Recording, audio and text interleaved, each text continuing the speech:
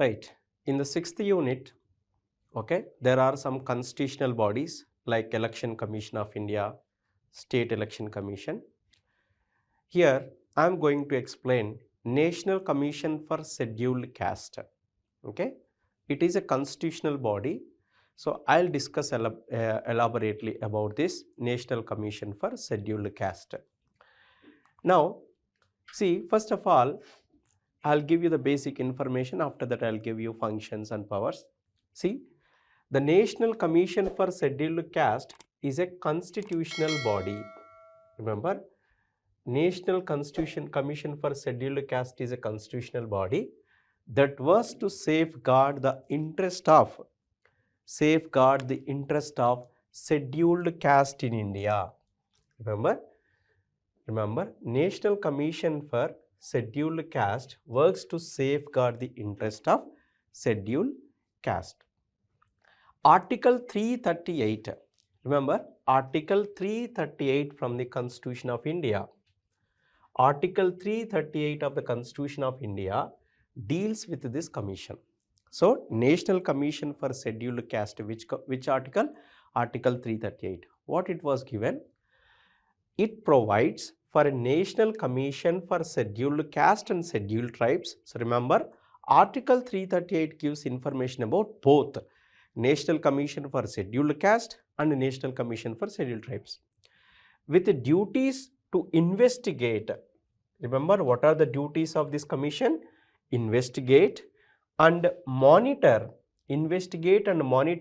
all matters relating to safeguards provided for them. Okay, related to safeguards provided for them. Whatever the safeguards given by the government for them, they will deal with that. They will try to protect, they will try to monitor, they will try to investigate the cases related to that, to inquire into specific complaints and to participate and advise on the planning process of their socio-economic development. So, for SC, Scheduled Caste socio-economic development, they will give some suggestions to the government for the development, for the implement of this society. Now, what is the origin? We will see history and origin. Okay. Actually, initially there was only one officer, special officer. Okay. See, that special officer we can say is a commissioner actually. Initially, the Constitution provided for the appointment of a special officer under 338. So, under the Article 338, for this commission, there is only one special officer to protect the safeguards of the scheduled caste and scheduled tribes. Now, this special officer was designed as a commissioner for scheduled caste and scheduled tribes. For both, there is one special officer, that's it. After independence, I am talking about this. But 65th Amendment Act 1950. Now, see here, it replaced the one member system. One member system means there is one special officer with a multi-member National Commission. So, in the National Commission, more than one member is there, right, for scheduled caste and scheduled tribes. The Constitution, 65th Constitutional Amendment Act 1990 amended Article 338 of the Constitution. So, this 65th Constitutional Amendment Act was amended, okay, with this, like before 1990, there is one special officer for the scheduled caste and scheduled tribe to safeguard the interest of the scheduled caste and scheduled tribes. But after 65th Constitutional Amendment Act, there is multi-member commission it is. Then again, 89th Constitutional Amendment Act 2003. Based on this Amendment Act, they both SC and ST commissions are separated. See, by this amendment, the erstwhile National Commission for SC and ST was replaced by two separate commissions from the year 2004, which were National Commission for Scheduled Caste and National Commission for Scheduled Tribes under Article 338A. So, remember, before 2004, you can say before this 89th Amendment Act, for scheduled caste and scheduled tribes, there is only one commission. Okay, before 1990, there is only one officer, special officer is a commissioner. But after 1990, it become multi-member body. Then after 2004, these two are separated. Okay, now at present, there are two commissions. One is for scheduled caste, another is for scheduled tribes. Now, what is the structure? You can see the National Commission for Scheduled Caste consists of one chairman, one vice chairman, and three other members. Total 5-member body. It is one chairman, one vice chairman, and three other members. They are appointed by the president. They are appointed by the president by warrant under his hand and seal. So, who will appoint? The chairman and vice chairman and other members of the body, National Commission for Scheduled Caste, president will appoint. Okay, na? President will appoint. Now, we will see the functions and powers of this National Commission for Scheduled Caste. Now, see here, monitoring and investigating all issues concerning the safeguards provided for scheduled caste under the Constitution.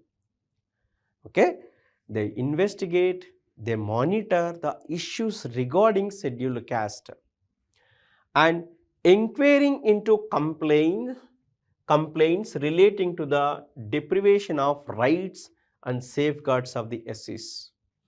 Then taking part in and advising the central or state government with respect to the planning of socio-economic development of the SCs. So, same like you can say this commission, okay, this commission will give some suggestions to the state government and central government with regarding the development, socio-economic development of the society.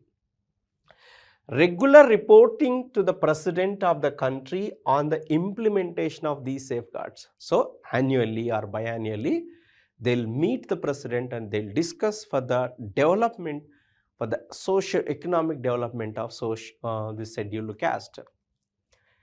Recommending steps to be taken to further the socio-economic development and other welfare activities of the SCs. So, they will give some recommendations. Any other function with respect to the welfare, protection, development and advancement of the SC community. So, with respect to welfare, protection and development. The commission is also inquired to discharge similar functions with regard to the Anglo-Indian community as it does with respect to the SCs. Okay, na? So, the commission also required to discharge similar functions with regard to the Anglo-Indian community as it does with respect to SCs. But now at present, the Anglo-Indian community in India rarely present. If they are present, in olden days maybe they are present, for them also this is applicable. Till 2018, the commission was also required to discharge similar functions with regard to other backward classes. It was relieved from this responsibility by 102nd Amendment Act of 2018. So, remember, till 2018 also, till 2018, this commission also, okay, go through this other backward classes, okay, the safeguarding the other backward classes requirements decides, okay, but the other backward classes also have a commission that is National Commission for Backward Classes after this after this Amendment Act, 102 Amendment Act of 2018. Okay. Now, other constitutional provisions for upliftment of the scheduled caste. See, Article 15(4) refers to the special provisions for their advancement. So, special provision for their advancement and development. Article 16(4)(a) seeks of reservation in matters of promotion to any class or classes of points in the services under the state in favor of SC or STs which are not adequately represented in the services under the state. Article 17 abolishes untouchability. Article 17 abolish untouchability. These are the provisions given by the Constitution. Article 46 requires the state to promote with a special care of the educational and economical interest of the weaker section of the people, in particular the scheduled caste, scheduled tribes, and to protect them from social injustice and all forms of exploitation. And Article 335 provides that the claims of the members of the scheduled caste and scheduled tribes shall be taken into the consideration consistently with the maintenance of efficiency of administration in the making of appointment to services and post in the connection with the affairs of the union and state.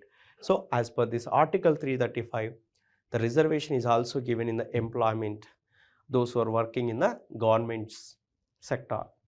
Article 330 and 332 of the Constitution respectively provide for reservation of seats in favor of the scheduled caste and scheduled tribes in the houses of the people.